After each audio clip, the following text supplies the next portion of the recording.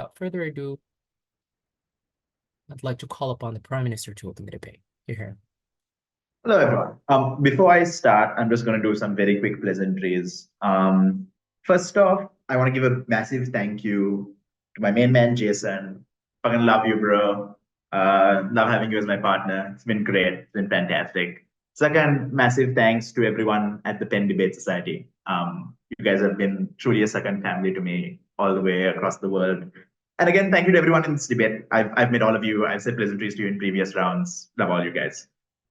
The last thing I do want to do is I want to give a quick, because this debate is on the dead, and also because I'm very grateful to be here in this final, I do want to give some quick sort of like pleasantries and shout outs to people who I'm debating for and who who have held me strong during times when I've felt like quitting debating almost.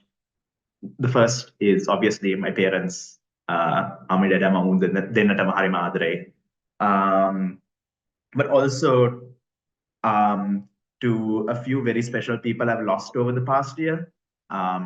Firstly, my maternal grandfather, who I lost in October of last year, and whenever I have to debate about death, I think about. And lastly, my friend Alia, who unfortunately passed away in Gaza while working for the Red Crescent towards the end of last year. Your memories are with me, and I debate for you guys.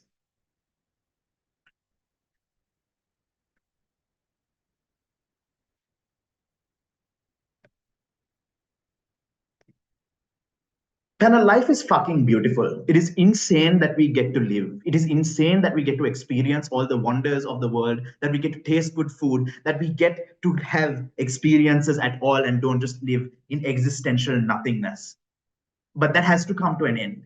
And the problem with the human spirit is that the human spirit was not designed to face that end. This is why every society on earth has some sort of funeral ritual. This is why every society on earth tells people to take care of their parents. This is why every single society on earth cares about those who have come before them. There's a reason why this motion is a fundamental part of the human psyche. It is a reason why we continue to care about those who have come before us, to have immense gratitude for the universe that is oftentimes unshaking in the face of great evil. What does this look like in terms of this strong duty? We think it can mean many things, but we think that fundamentally it constitutes three broad factors. One, as a living person, when we think about a dead person, we appreciate their life works and we carry out their legacy as they wanted it to be. Second, we think of those when we are fighting for a cause. We think of those who came before us and died for that cause when we fight for it. And three, specifically when it comes to the act of dead bodies, we treat dead bodies with dignity the same way we would treat human beings with dignity.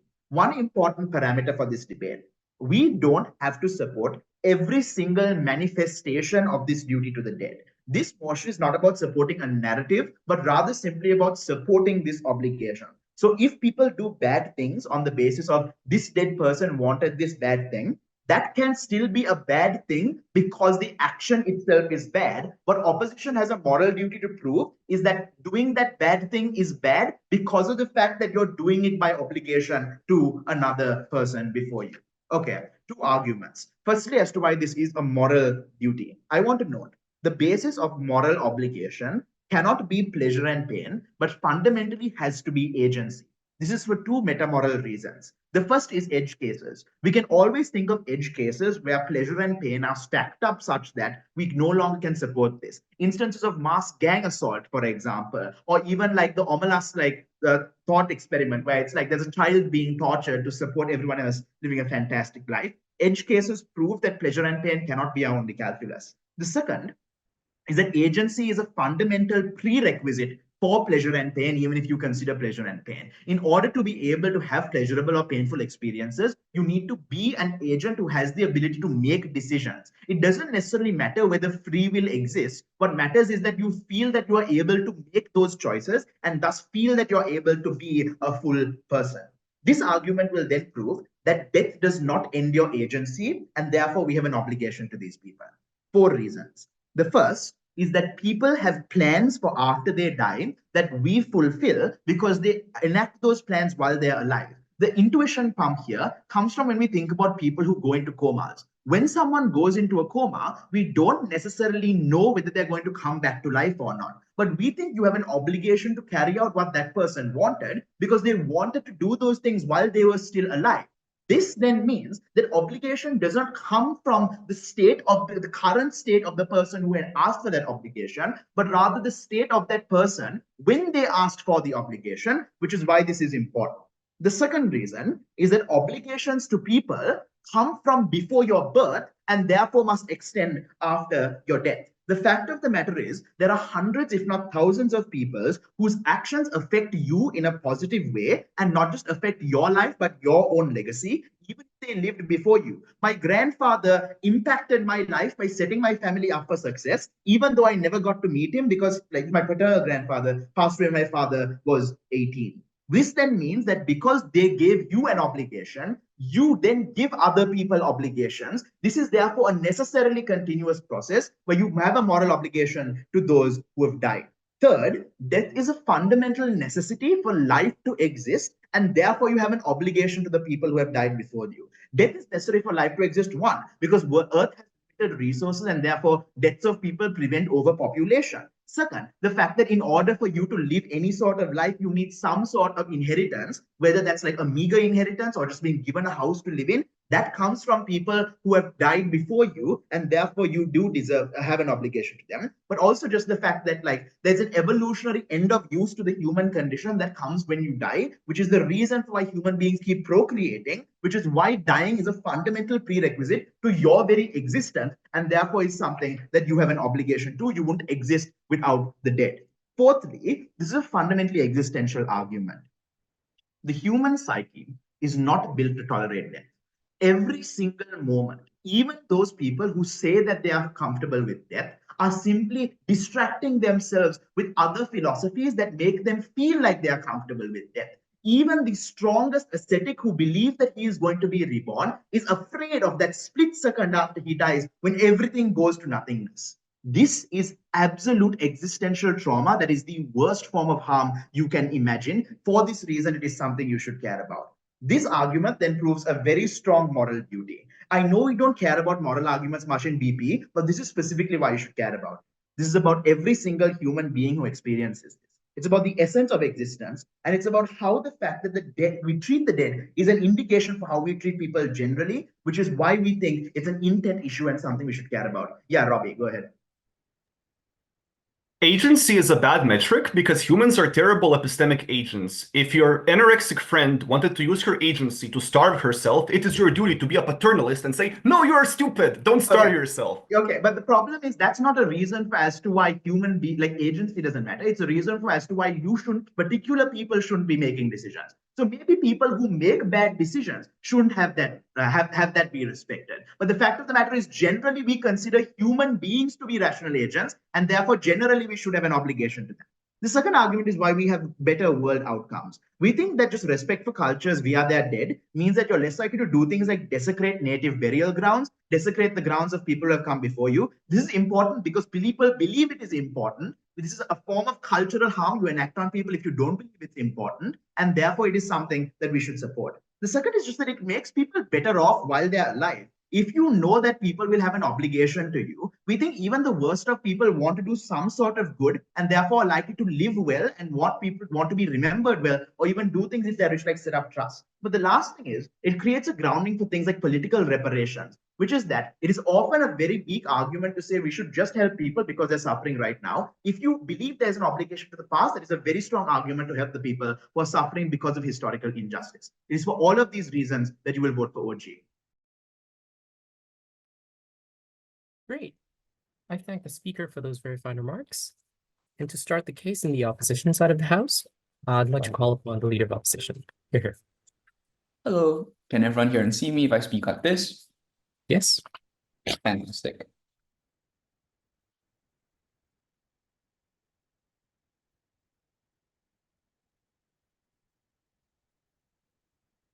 Throughout history, mankind has continued to progress in spite of an insidious force. The mummified hand of our ancestors repossessed by society's powerful, a screaming poltergeist repeating again and again to steal the life that we think is owed to the living. We think it is time to exorcise this specter. 3 points of framing. First, this debate is about whether or not we have a strong duty to the dead. If we think that this particular duty does not conflict with the living, we think it is perfectly justified for people who feel like they would want to respect the dead to do so. Secondarily, if it conflicts with an extremely frivolous will of the living, we think that that too is reasonable. It is government's burden in this debate to prove that they want a strong duty that likely in many cases, given the framing that the OG themselves said, is one that often supersedes the utilitarian pleasures and pains of those who are currently in existence. Second, our primary contribution then is going to explain why the principle in this debate is going to be one that says they should always, more often than not, default to the living. Any argument that CO runs, or any argument in this debate that benefits from this then, is stemmed from its logical corollary that we are going to be the first ones to prove. The last thing I want to point out is that appreciating those that came before you is, in fact, not mutually exclusive with believing that you owe a duty to them. And I'm going to explain that to you in our speech. First thing I want to explain, we owe no moral obligations to the dead. Here, I want to cover the basis and explain why there are two frames in which neither case is true that we owe strong moral obligations to the dead.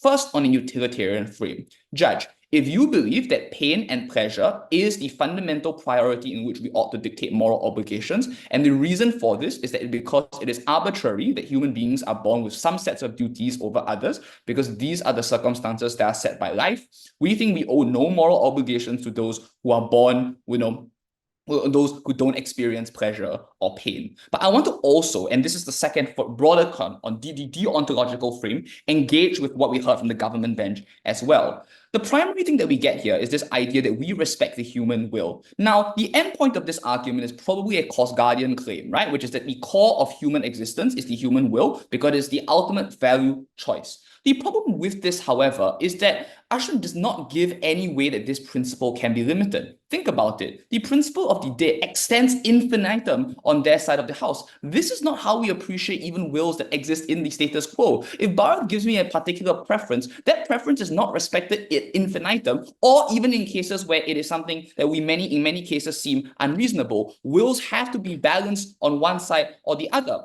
The second claim that we get here is that you have duties to those who came after you. I guess so. But the primary difference between those who come after you and those who come before you is those who came after you had a choice in creating you. You do not have a choice in those who are creating or who created you in the first place. If they believe on opening government, that the free human will is the primary construct in which we ought to dictate morality, then what it arguably means in this debate, therefore, is that you ought to respect the category of those who come after you, but not those who come before you.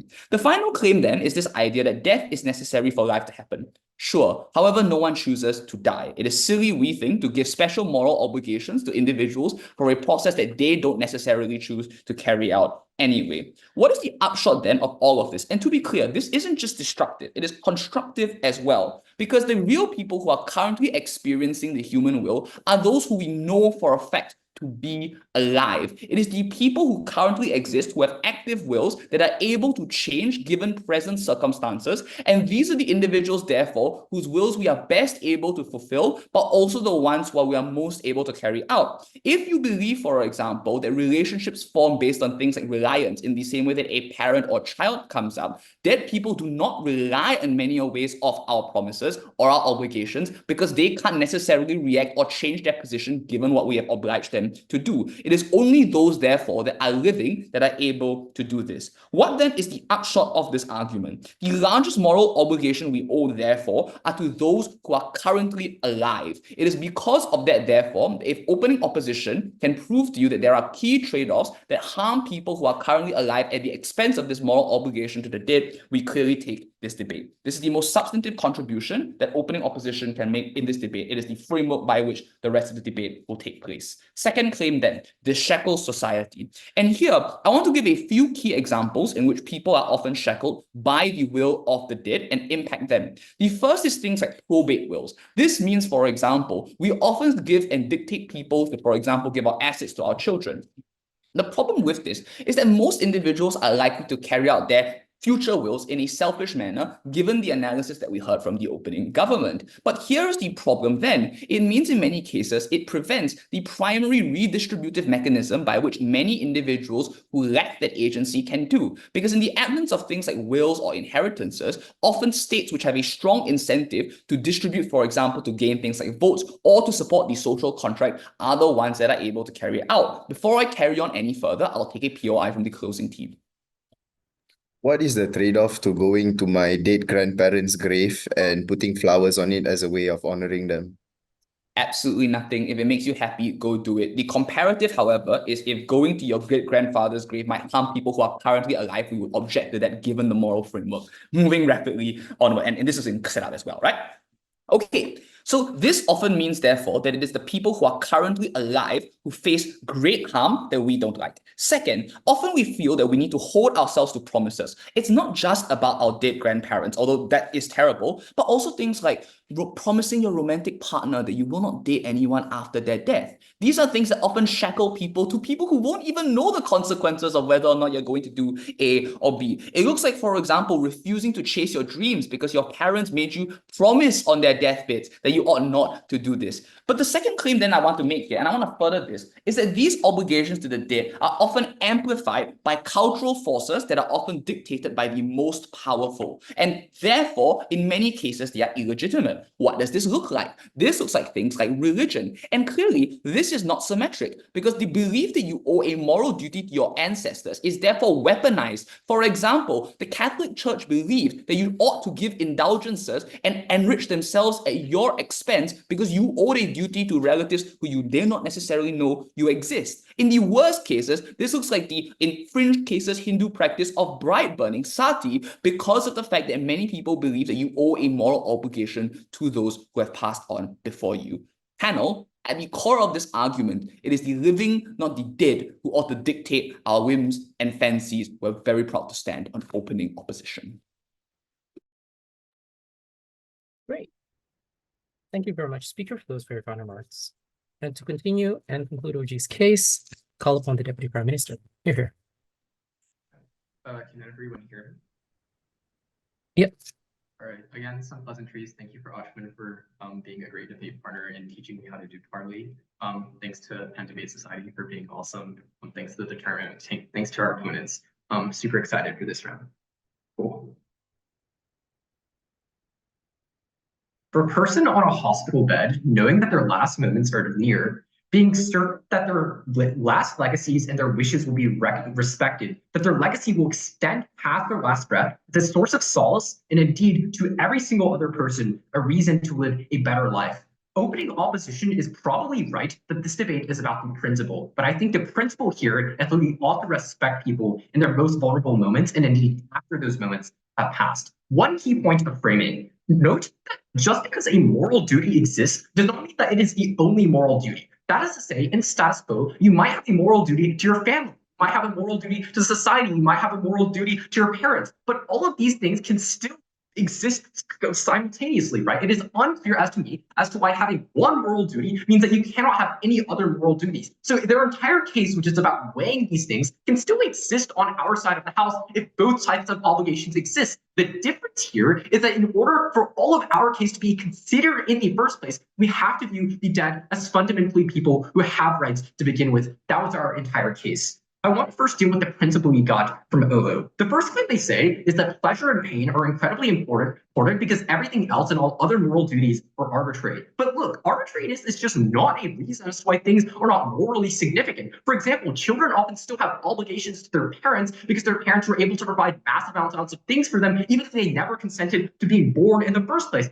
Probably the parents have an obligation to the specific child that they have, even if the specific child that was born and their wishes and their interests and their personality were not the ones that they chose consciously, which means the arbitrariness is just not a distinction. In fact, I would say that pain and pleasure are also incredibly arbitrary. What is to say that like some forms of pain are more important than other forms of pain? We think that in order for you to determine what these things are, agency is a prerequisite, and that was the analysis that they never responded to. The second thing they say is that it's going to extend ad infinitum, right? First, note that we're able to weigh these obligations against other obligations, right? But secondly, note that this probably isn't the case. Most dead people do not have wishes that extend like far every single time into the future. Like you ought to do this thing just ad infinitum, right? Most people's wills probably extend to their immediate family, maybe their grandchildren at best, which means I think the scope of this argument is just relatively small. But thirdly, we would say that all of their analysis and all their logic probably allows for horrible things like the desecration of burial sites for individuals. And note that this is something that is incredibly bad. Note, like even animals, even dogs, when their relatives die, still respect the areas in which they died, still having memory of these things, which means that we think this is something fundamentally intrinsic to being alive in the first place. The obvious response is that this is arbitrary and it's just like social disgust. It's not actually bad.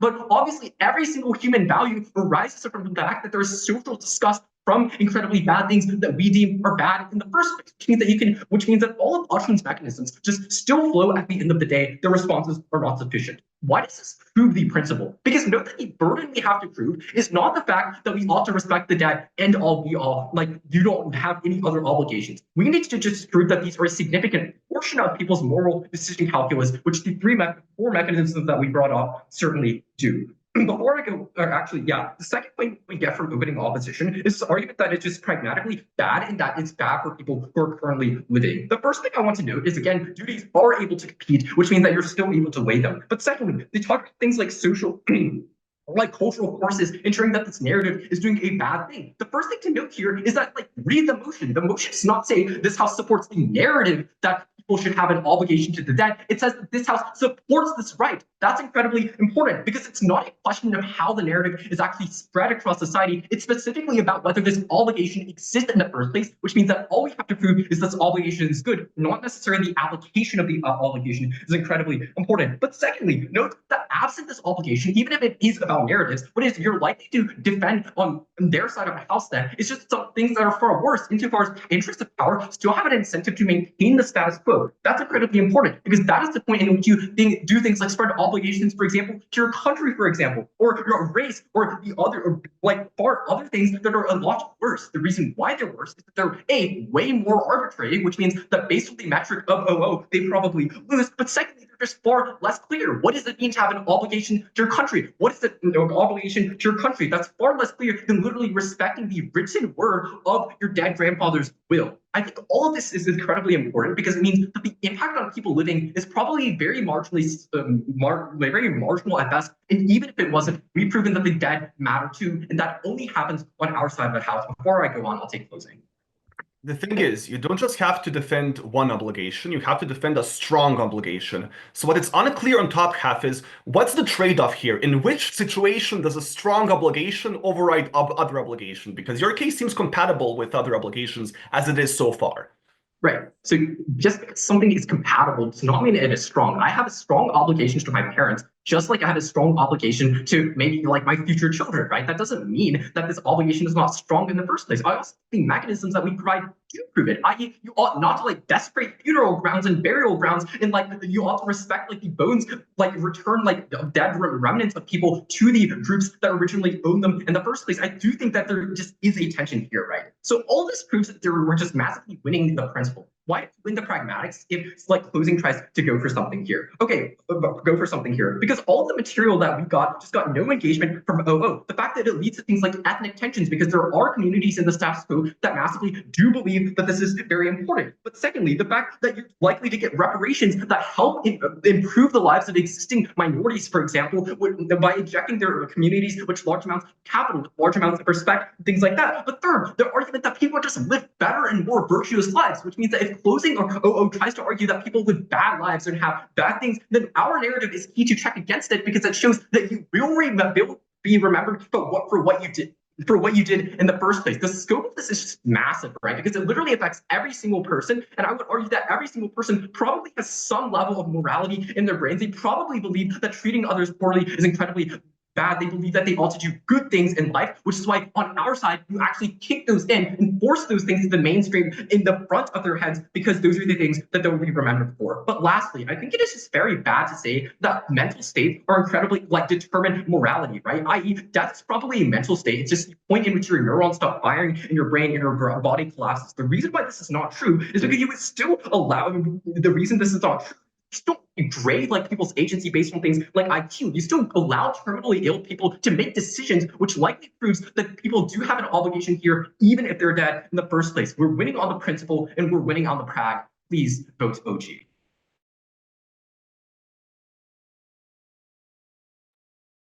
Great. Thank you very much, DPM, for those very fine remarks. And to close the opening half, call upon the DLO. Here.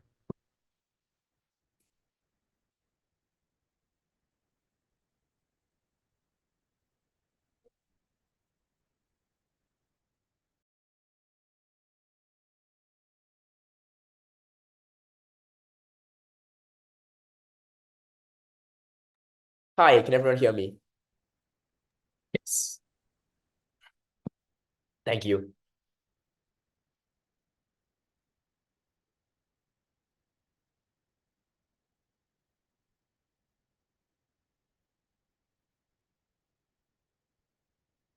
It's now 7 a.m. in Singapore, so Gareth and I are somewhere between living and dead. Let's do this. This motion is a terrible idea. I think Gareth solidifies the principle quite well, so I'm going to start with the practical. I just want to first be clear on the comparative. We agree with OG that people have duty to multiple things. This motion is about when those duties conflict and whether you should have a strong duty to the dead. For example, it is the difference between spending a lot of money on a funeral or spending that money on food and clothes for your kids. Our comparative is, in the absence of a strong duty to the dead, you prioritize your duty to the living all the time. This is especially true because the motion says strong duty. So if it doesn't conflict with anything, that is to say, if you just have no duty to desecrate a burial ground, then we think it's okay not to desecrate that burial ground. That's not something we have to defend. This is the difference between respecting the body of a fallen soldier and running back into combat to get that body of a fallen soldier because it conflicts with other duties to yourself and to the living. Let's be clear. We are not saying that Gov have to defend prioritizing the duty to the dead in every case, but the delta in this debate is the cases in which they do. The difference in this debate is where you prioritize a strong duty to the dead. So we are perfectly okay to defend no obligation at all, but I want to be clear this is the best case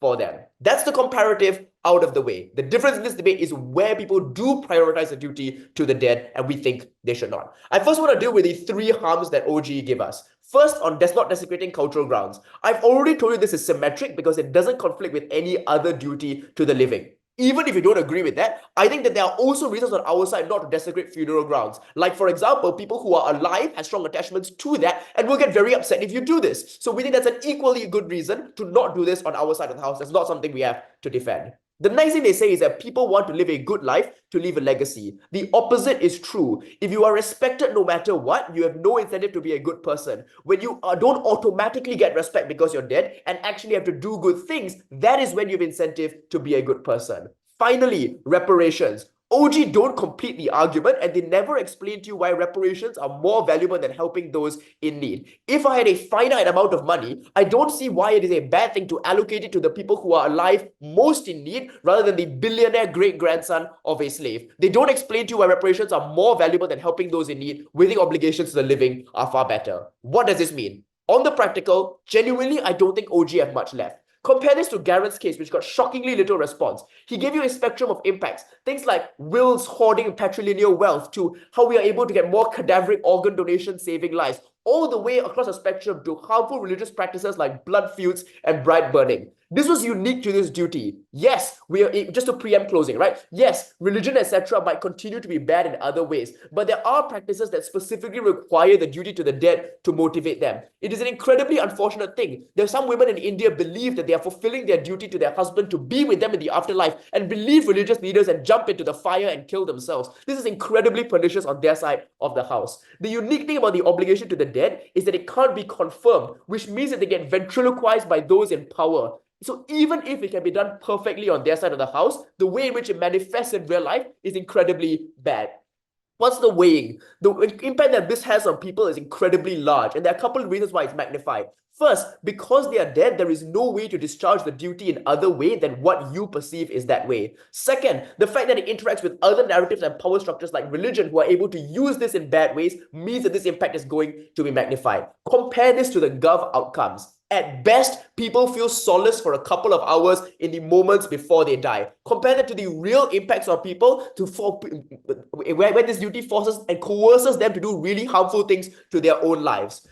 Finally, on like objects and things like that. So people can hold sentimental value to objects, but it will be a bad thing, and it will be a bad thing to do to break them. But it will be a worse thing to do to prioritize this attachment to the objects above all else. So even if they want to push us to desecrating funeral grounds for some weird reason, we think the weighing of our outcomes are far higher. That's done with the practical. Let's move on to the principle. Gareth explains to you that agency is less important than pain and pleasure. The only response we get is an intuition pump copy-pasted from another debate. The difference in the kids' case is that you chose to have kids, and that is where your obligation comes from. That is the same reason why you don't have an obligation to take care of all the kids in the world. It is a primary moral principle that you ought not to be controlled by things you don't choose. That's why racism is bad, for example. So we think that Gareth's analysis of why agency is less important still stands. But I want to like really wipe the ground clear of OG. So let's address the 4 reasons that they gave, even if you ignore the responses that Gareth already gave. First, people in comas are considered alive. After they die, we think you don't have an obligation to respect their wishes. Second, an obligation to people from before your birth does not mean you have an obligation to people when you die. The reason people have an obligation to you, the reason you have an obligation to people after you is because your actions can affect them, but your actions cannot affect dead people, so you don't have this obligation. Third, even if death is necessary for life, this has no connection to obligation. For example, even if someone dying halfway around the world makes it possible for me to be left because of overpopulation, I guess, that does not mean I owe a specific obligation to all of these people. Fourth, on the existential crisis, oh Jesus, people don't want to die, this makes it feel good. But the desire for this is asymmetric. A lot of the reason it feels good to have our wishes respected is because we grow up in a world where there is a duty to the dead. We think that this changes in our world and this desire no longer exists. So it was not the fact that the dead had agency. Before that, CG. Yeah, if owing a duty to the dead means you remember the dead in a good way because they did good things when they were alive, why wouldn't this motivate you to do good things for the living to make sure you are remembered well after you are dead? We think that you should be remembered for the good things you did, not just because you are dead, right? The fact that you don't have a duty to remember them in a good light means that they actually have to do good things to be remembered. Also, just like on weighing, I think that even if people are not remembered that well after they die, there's still motivation to do good things while they're alive because other people will like them and they can actually get that benefit. This is very symmetrical. So we've taken down the 4 reasons they gave as to why dead people had agency. Gareth explains to you that even if the closing half is a clash on which is more important, either way, it's a principal win for us. If utilitarianism, it's easy because dead people can't have utility. If deontology, it's also a win for us because they lack wills. They don't rely on you. They don't have special relations to anyone. So there is no reason anyone ought to have a duty to them. What is the impact of this? This duty is morally incoherent, and given that OG agrees that it often conflicts with other duties, adhering to it makes people lead overall morally worse lives. So on the principle, I think it's a clear win for opening opposition, either if you believe the agency is more important, or if you believe that I believe the agency is less important, or if you believe that dead people have no agency. But even if you ignore all of that, the horrible practical harms that can happen to people, from small to big, all of which are incredibly coercive and painful to people who are alive, mean that OO wins this debate. All right, thank you very much, Deputy Leader of Opposition, for those very fine remarks, and that's the end of the opening half. Moving swiftly to the closing half, member of government to open. Here. I'll take my PY from OO for engagement purposes. In the chat at the 5th minute.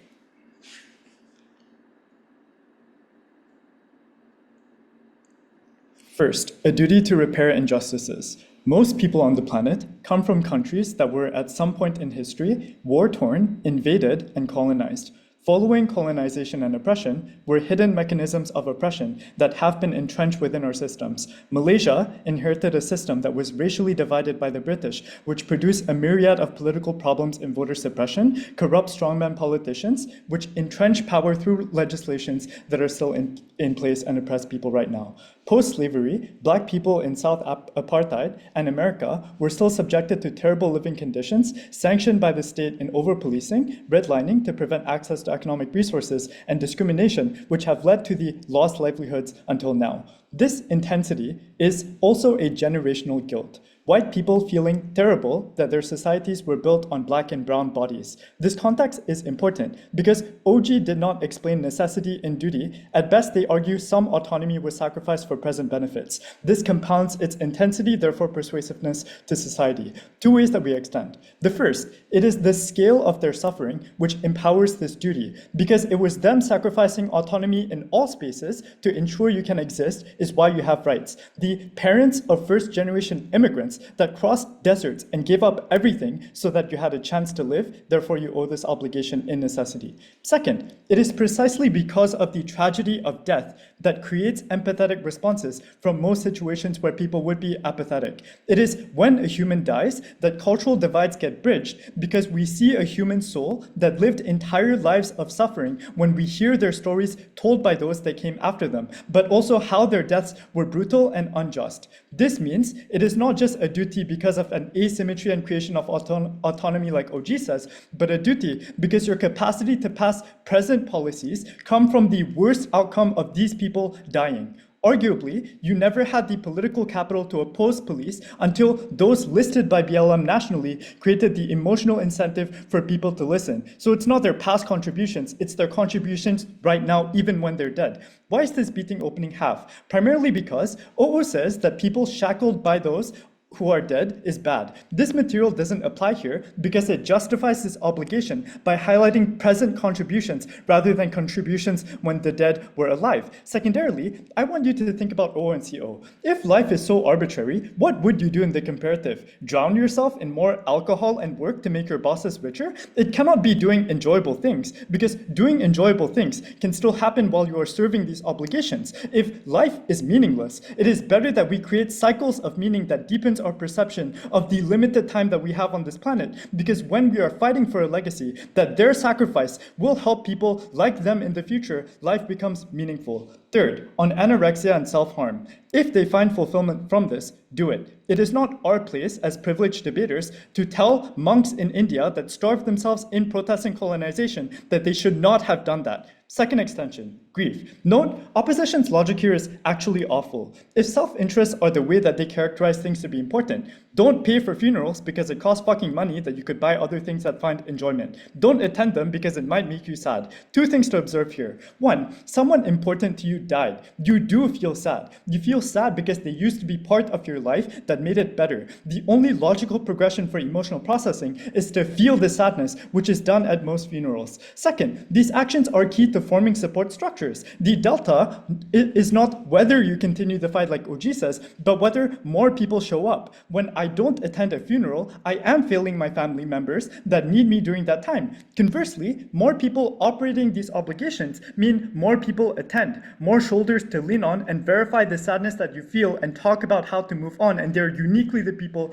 that you need in this circumstance. This means opposition uniquely harms people that are at very bad emotional states by reducing support structures. Notably, grief is universal, so this applies to most amount of people on the planet because death is also constant. Secondarily, we mechanize OG when we explain grief being the precursor to enacting any agency OG talks about. First, emotional healing is analytically prior to structural change and fighting for it. Mourning the dead and accepting that they are dead. If you don't resolve this, you feel guilty for not doing it. Additionally, ignoring grief specifically prevents you from enjoying other things. Second, placing an emphasis on death and owing duties means that there are prerequisites to earning this respect. We don't think we owe duties to dead Nazis. We don't think we owe duties to people we think we do this for like good people. Extending from OG, this fear compounds as you get older and have accumulated more capital and agency to make more impactful changes rather than contribute to the hedonistic treadmill Ops subjects you to. We shame the terrible dead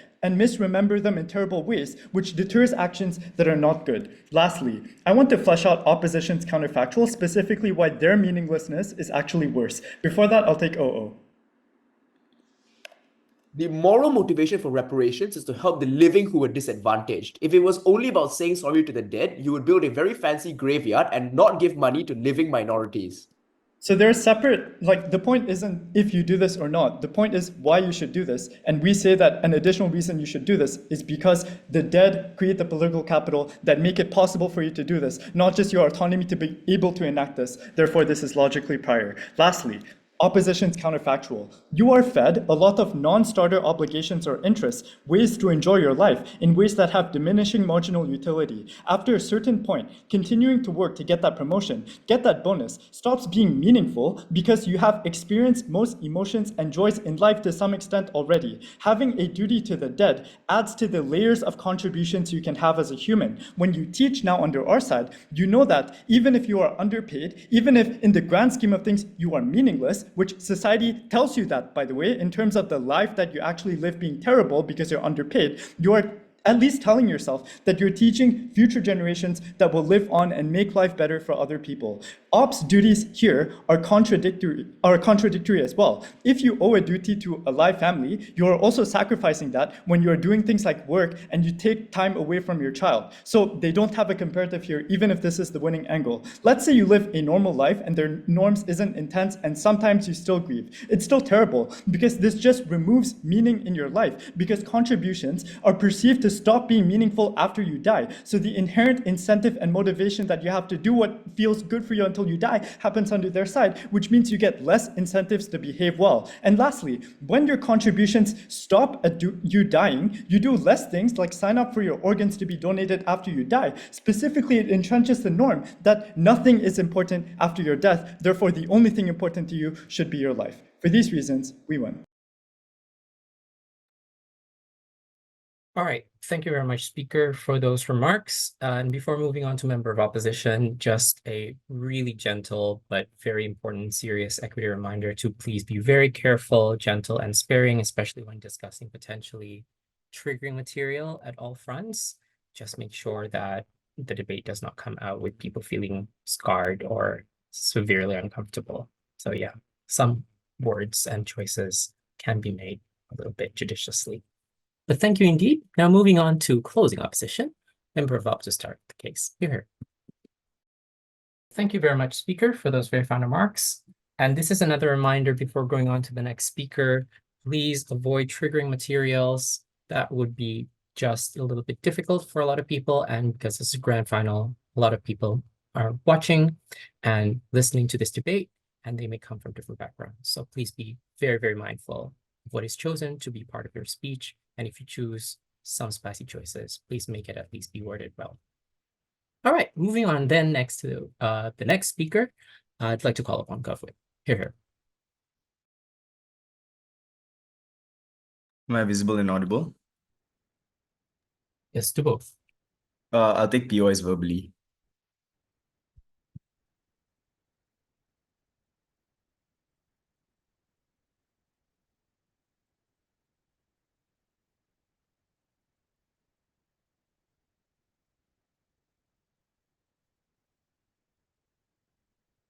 Death is not a stranger. It walks beside us. It is a quiet reminder that life is fleeting. And we live in constant awareness of its present, knowing that our time is finite. Yet what transcends this inevitability is what lingers beyond the final breath. And that is the memory of those who have passed. This is where we in Closing Government fill the gap that is significant in this debate. It is not death that defines us, but how the memory of the departed shapes the lives that we choose to lead, how their legacy whispers to us, urging us to live a life with purpose, to strive for goodness, knowing that while life may be limited, the impact that we leave behind is boundless. The first thing I'm going to talk to you about in this speech is how was the Closing Government entrance into this debate the best?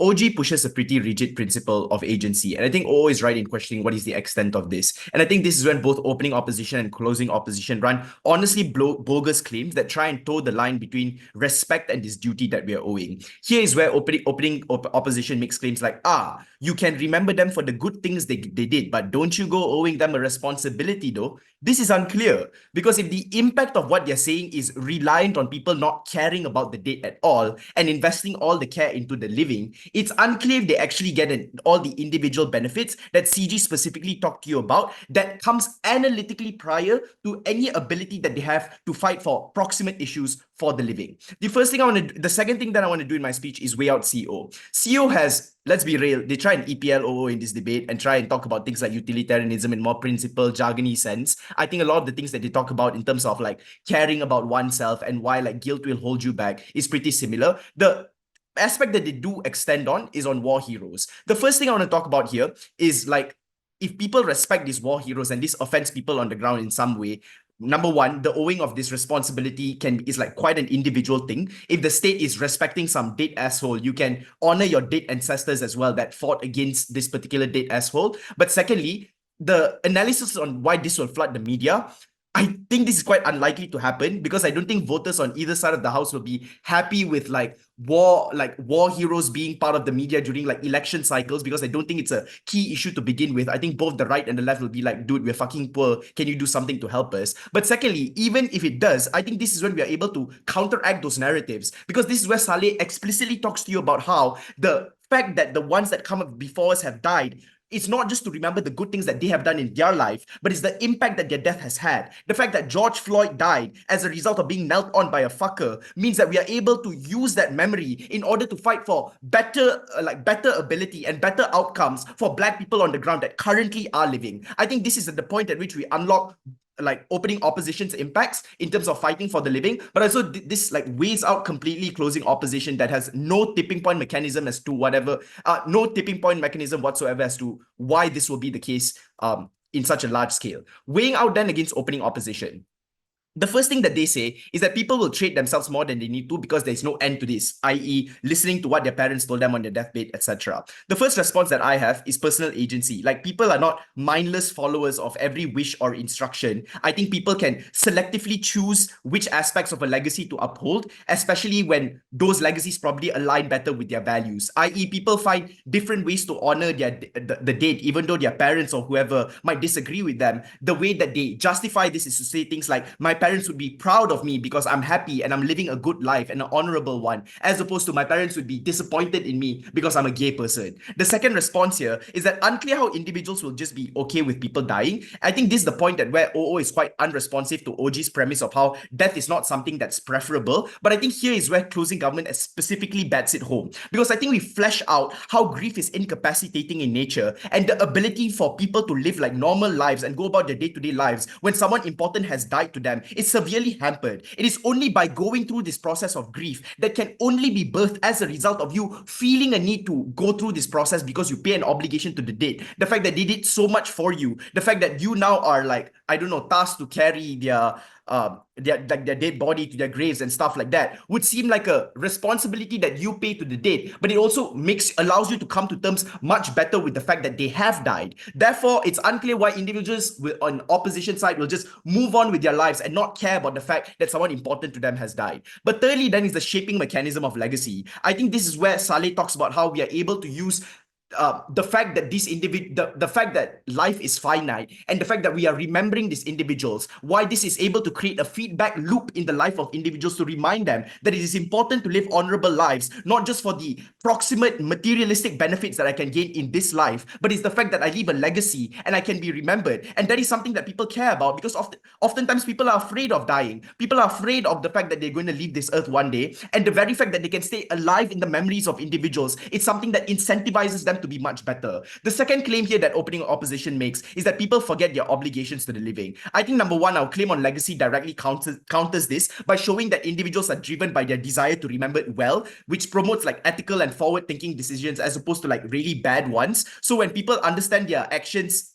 form the basis of their legacy, I would argue they'd be less likely to hoard wealth or like to engage in wills, like bad wills in order to hoard wealth, because then your family and friends will just hate you, right, for doing that. I'm unclear as to why people would want to be remembered in this particular way, when the idea of like how we owe a responsibility to the dead and how we remember them constantly is going to be one that exists. But the second response that I have is that we remember you for good things that you did, not because you're dead. I mean, yeah, what do you think owing a duty means? It's to remember them in the best possible way. It's unclear how contentious this response coming from opening opposition is. Yes, I'll take you.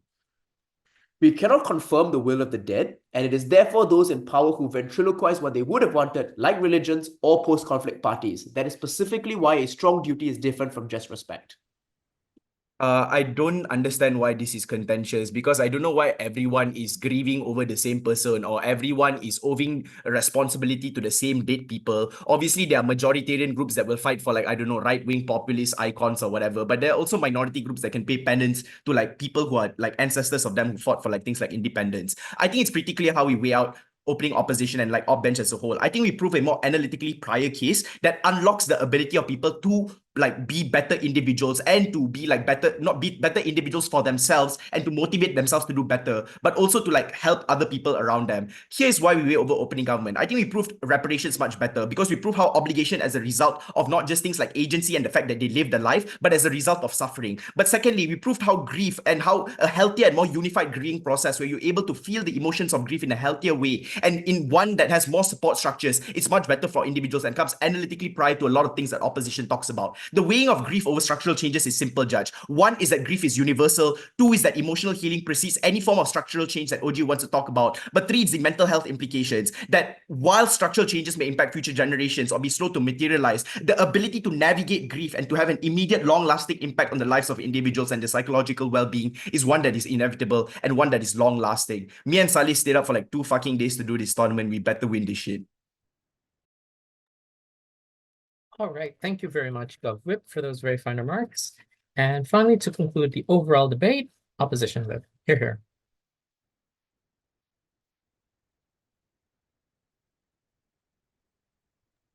Okay, thanks to everyone who's supporting, you know who you are. 3 things in my speech. Firstly, on post-conflict societies, our claim was very simple. Nationalistic leaders have used the strong duty to the dead to stoke the most toxic forms of hatred and nationalism. How specifically does that happen? A strong duty to the dead has been weaponized to make people engage in bloody conflicts that they wouldn't otherwise. Think about Milosevic, who appealed to the Battle of Kosovo and the duty to the Serbs who died to use that to attack Bosnian Muslims. In Rwanda, the Hutus called for vengeance against the Tutsis on the basis of avenging dead Hutus. Charles Taylor in the Liberian Civil War used the obligation to the dead as a justification to torture and kill people. And crucially, this is not a high burden argument. This is a very real and emotional narrative that gets used on radios in Rwanda, in political messaging that recruits soldiers into armies. And even if we win only these 3 cases, that is still enough to win the debate. The crucial burden that we feel is what makes this specific duty especially powerful compared to other narratives that nationalistic leaders could use. 2 reasons this is especially powerful and toxic. 1, OG agrees that this narrative is particularly emotional, and CG's extension also relies on this too. If it's so emotional, then that proves our argument that you're capitalizing upon this emotional vulnerability to manipulate people to a more significant extent. And secondly, the duty to the dead is relatively easier to manipulate. Why? Because the dead cannot speak for themselves. We don't know how they change their wishes in response to changing social conditions. So it's easier for opportunistic leaders to manipulate what dead people want and what would have been best for them in order to galvanize people to join a particular cause. What's the comparative? Yes, opportunistic leaders still exist, but we heavily moderate their behavior in 2 primary ways. 1, focusing on what people need right now more closely aligns with stability within your country. In many cases, going to conflict also hurts you. It also means that people within your own group or your own army will also die. So when you focus more strongly on an obligation to people alive right now or a vision of the future for the country, you're less willing to, for example, force soldiers to take risks that put them in danger, and you're less willing to wage war, more willing to negotiate because people are not angered by this populist emotional rhetoric. But secondly, worst case scenario, even if these conflicts still happen, as Robi points out, parties don't stay in power on the basis of what they have, for example, done for people in the past. They're more accountable to what they need to do right now. This also responds to the DPM claim that nationalism on our side of the house is relatively more vague. It's the opposite. It's easier to moderate nationalism on our side of the house because you can look around and think about what people's needs are right now. Also, OO tries to hint in a POI to CG that we're derivative by saying powerful people can ventriloquize power. 1, guys, come on, this is fucking words. This is not an argument. Secondly, they only made this argument in the context of religious leaders, they certainly did not say anything about post-conflict societies. Our mechanisms are more specific to this context, and we have weighed why this context is the most important. Responses to the extension. GovWhip response number 1. You honor your ancestors who fought against bad actors. So for example, this could be mobilized for good causes too. 1.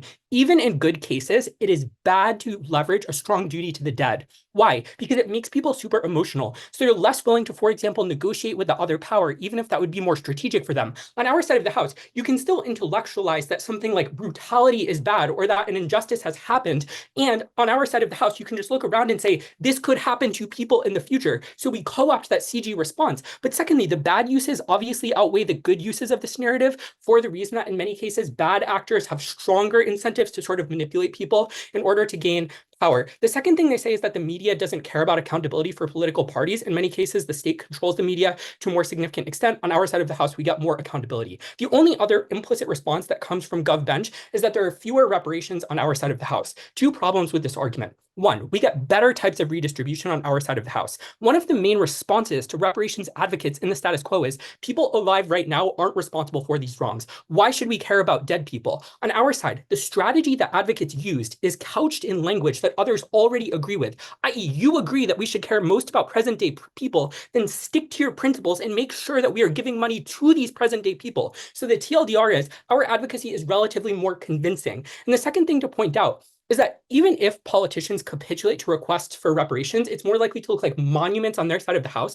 whereas on our side of the house, we have more practically beneficial forms of reparations that go to people alive today. So the endpoint of this extension is that we get less bloody conflict on our side of the house and more accountability for parties that would otherwise engage in corruption. This also applies into the future. See Putin right now appealing to the deaths of Soviets in World War II in order to justify incursions in Ukraine and Crimea. And I also flipped the GovBench material on reparations, so we get redistribution in a more efficient way, and we prove it better than opening opposition. Before I weigh why we win the debate outright, OG.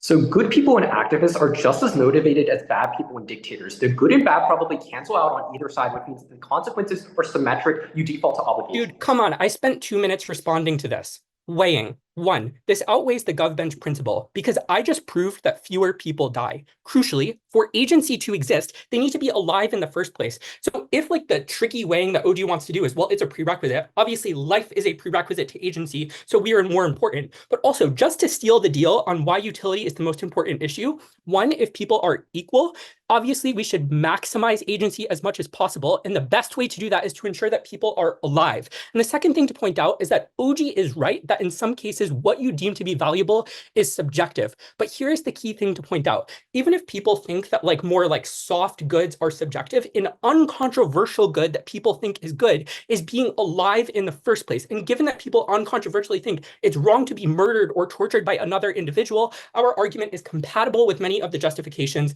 they give. Secondly, why does this outweigh opening opposition? Opening opposition has 3 pragmatic contributions. 1, on redistribution, this is explained in 1 line. We prove why our advocacies are more successful.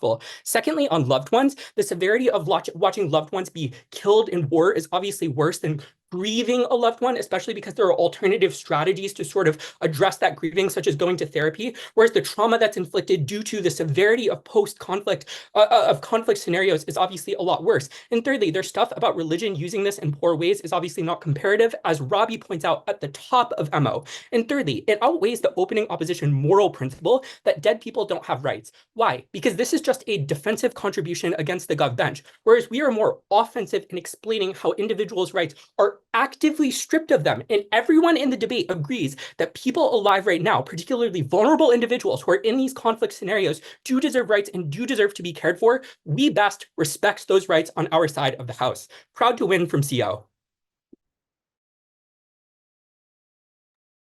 Great, wonderful. I thank the speaker for those very fine remarks, and thank you very much, everyone, for a wonderful grand final debate. That is the end of the debate, so please virtually cross floor, shake hands.